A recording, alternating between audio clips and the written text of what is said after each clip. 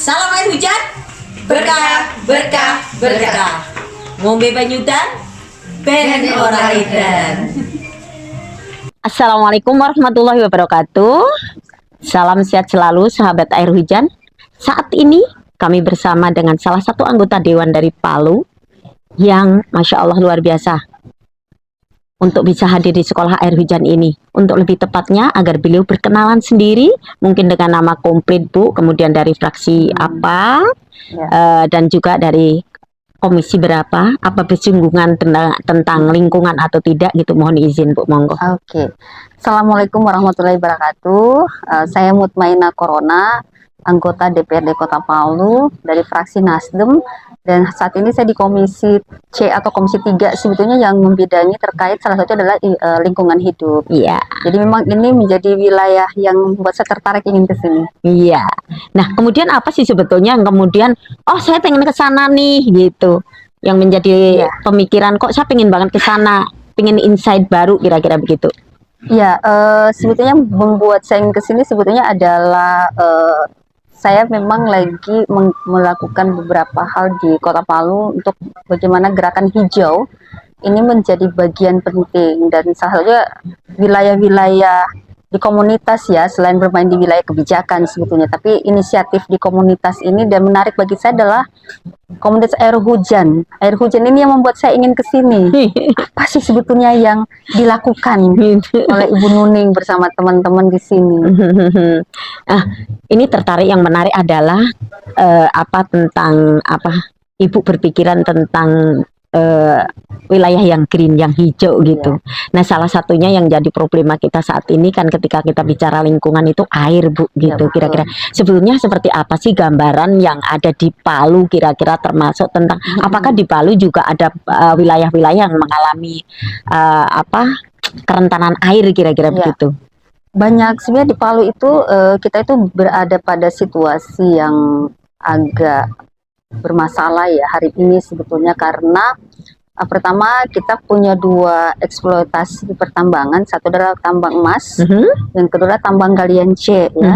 Karena Palu dan wilayah penyangga di salah satu di Kalimantan termasuk IKN, jadi hampir semua material itu diambil dari Kota Palu. Itu satu. Yang kedua adalah ada beberapa wilayah-wilayah di Kota Palu itu yang punya kesulitan mengakses air bersih. Makanya kenapa Palu termasuk wilayah yang angka stunting cukup tinggi, termasuk gizi buruk yang berawal dari sanitasi dan perolehan air bersih tadi itu. Nah, misalnya di wilayah pesisir itu ada beberapa wilayah titik yang saya datangi, kebetulan wilayah dapil saya itu memang mereka agak susah mendapatkan air karena airnya itu berasa garam, payau gitu. Jadi mereka agak susah apalagi untuk minum. Nah, selain itu sebenarnya di Palu sendiri kita ya memang kekhawatiran kita karena karakter air kita kan mengandung Ibu Nuning, kapur. Nah, ini yang menurut saya penting untuk air hujan ini menurut saya menjadi bagian ketertarikan saya untuk bisa mengetahui apakah itu bisa memberikan solusi terhadap situasi yang dirasakan oleh kami di Palu.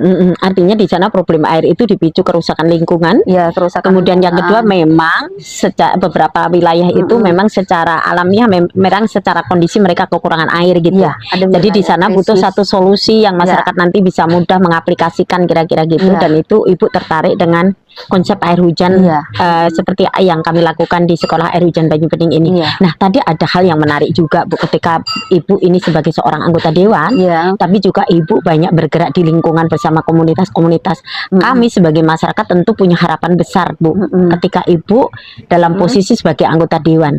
Karena harapannya bahwa hal-hal seperti ini juga menjadi concern bagi dewan, kira-kira gitu Bu. Nah, ke depan apakah ada nih ke depan pingin ini mestinya menjadi satu aturan perda misalnya, sehingga ini benar-benar aturan ini bisa mengintervensi semua pihak, sehingga semuanya bisa membangun satu kesepahaman yang sama. Ada fokus nih yang harus kita selesaikan terkait dengan lingkungan, misalnya terkait air di Palu misalnya gitu Bu. Gimana Bu? Eh, Memang kalau kita mau melihat ini menjadi bagian sebuah bagaimana negara harus hadir Mhm, menyelesaikan problem yang dialami oleh masyarakat, salah satunya ada regulasi. mhm, Cuman memang yang menjadi tantangan kita adalah memperbaiki pola pikir ya, bagaimana menjadi kebutuhan bersama. mhm, Nah makanya saya bilang saya memulai dari sisi budgeting dulu. mhm, Dari sisi budgeting, misalnya kita bikin gerakan air hujan yang kemudian ini dipraktekkan misalnya di beberapa titik-titik komunitas, mhm, dan bagaimana efek karambolnya, dampak mhm, terhadap mhm. masyarakat itu kemudian itu bisa menginisiasi mendorong lahirnya peraturan daerah. Oke. Misalnya peraturan daerah tentang bagaimana air hujan ini menjadi kebutuhan masyarakat sehingga pemerintah menyediakan fasilitas, Mhm, terus ada ruang edukasi dan sehingga masyarakat mulai menata.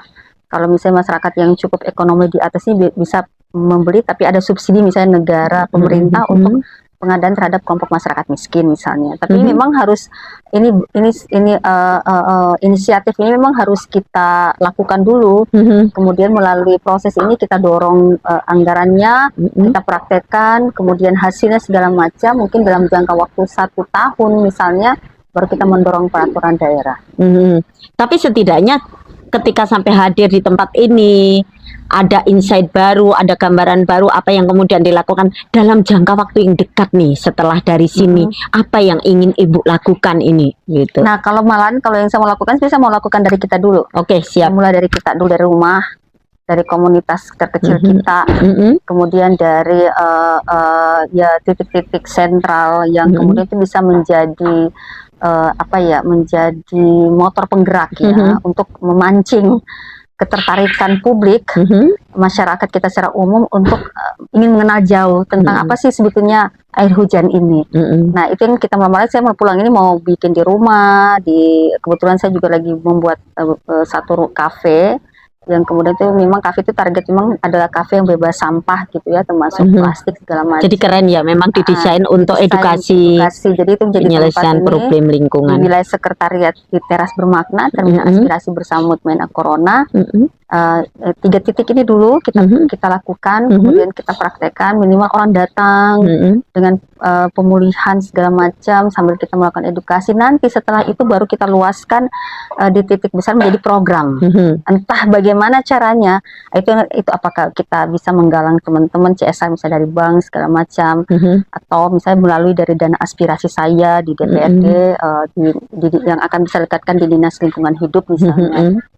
Di wilayah memulai dari dapil saya, dari pilihan saya, tapi kemudian kita luaskan di titik-titik lain yang kemudian itu bisa menjadi inisiatif sehingga problem-problem yang kecil yang dialami masyarakat ini mereka bisa menemukan solusinya sendiri. Nanti pasti kita akan undang Ibu Nuning ke Palu karena ini kita butuh Ibu Nuning menjelaskan langsung.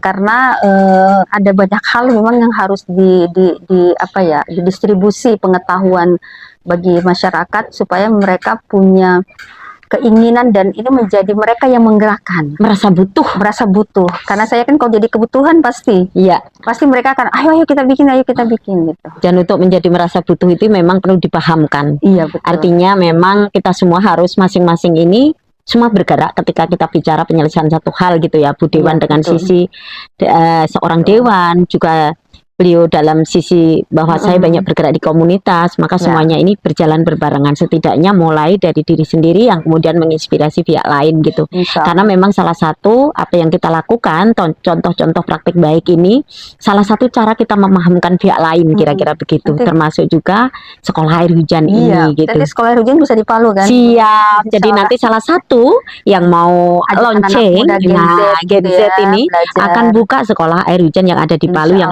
akan diinisiasi oleh beliau, Ibu Mutmainah Corona, salah satu anggota dewan yang ada di DPRD Palu. Nah harapannya semoga kehadiran beliau kali ini di sekolah air hujan Banyu Bening ini menginspirasi banyak pihak bahwa sudah saatnya saat ini semuanya bergandengan tangan untuk upaya penyelesaian krisis lingkungan ini, terutama bicara tentang krisis air. Yuk kita bareng-bareng berjabat tangan membangun satu kesepahaman, membuat satu kesepakatan, kita berbuat sesuai dengan kapasitas kita masing-masing.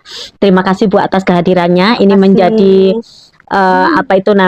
menjadi satu satu motivasi tersendiri buat kami, tambah menguatkan kami. Semoga ini nanti juga semakin menguatkan teman-teman kami juga, bahwa kita saatnya sekarang sama-sama bergerak gitu kira-kira.